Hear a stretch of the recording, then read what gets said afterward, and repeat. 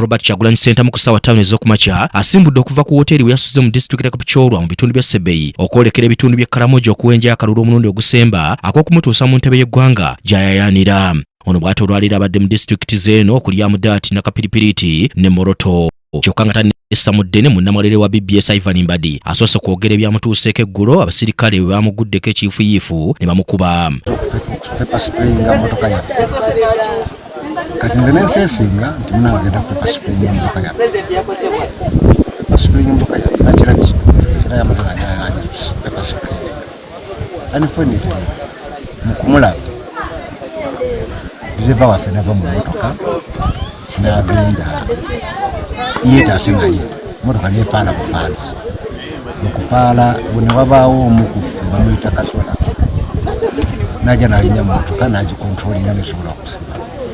Naye mu byonna bankubye nnyo omutwe n'obulago ne babuniga ebintu ebititandisa bamete bikule personal spray kuba ye paper spraying naye abankubye bakuumi be kati byonna bwe mba nsuubinga nga poliisi era alina obitta nga oyo gwemanyi ku feesi senior superintendent of police wajja. Ono alaze ng'embeera gy'alimu bwetali nnungi newankubadde nga abasawo agamba nti baakoze ekisoboka okutaasa obulamu bwe ng'era alaze okutwala bamukubye mu kkooti. Za okukwata bigenda mu maaso okwepaspinga n'abali ku mmotoka yaffe. Bakoseddwa otya general? Omuntu nnuma n'ekino kye bantaddeko nze sibitegeera naye baŋŋamba obulago babukoseza kuliko ziyitibwa ekwagulo era abantu ze banyize nnyo emba n'okulya sasobola. Nsongerayo mu kkooti kuba sirina musango gwenaziza nange neetaaga okwekanya singa nabadde nziza omusango kyalibadde kitegereka nti munange nziza omusango nalibadde netonala okwetola nti banange mu lusonyi naye ku kino Kyagulanyi bw'ati avumiridde ebyakoleddwa ku munnamawulire ono. Was attacked by the police as you saw and was beaten. These journalists are only covering what is going on. Journalism should not be a crime. And police officers should not act in criminal ways. So we condemn that, we sympathize with you and all the media fraternity, and we promise that in a new Uganda, these are the things we are fighting against. Nobody should be brutalized by security for doing their job. Abantu b'Essebeyi Kyagulanyi beebazizza olw'omukwano gwe bamulaze era n'abasaba bakolera ddala bwe batyo ne ku lunaku lw'okulonda. Not want to fight with them like we've mentioned numerously. They are always trying to find any excuse to harm us and to do us wrong. So we turned around and we came, spent the night here in Kapchorwa. We want to be non-violent, to be non-confrontational, and to be law-abiding. We continue to ask the people of the entire Sebeyi region, our people here, our people in other districts, to vote for the umbrella. Oluvannyuma ono ng'ali wamu ne bannakibiina kye basimbudde okwolekera Karamoja. The umbrella.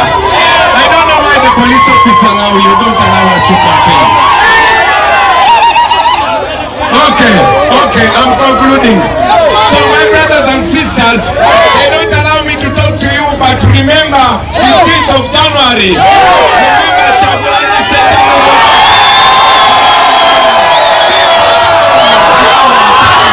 Ono atandikidde mu disitulikiti Nakapiripiriti era ng'eno abadde agenda ayimirira mu makubo wasanga abantu n'abasaba okumulonda era ng'abantu beena abategeezza nti ekitundu kyabwe kirina ebyobugagga bingi omuli ne zaabu bw'atyo n'abasuubiza nti kavuna awangula obwa pulezidenti wakufuba okulaba nga beeyagalira mu byobugagga bino. All of you, especially the young people,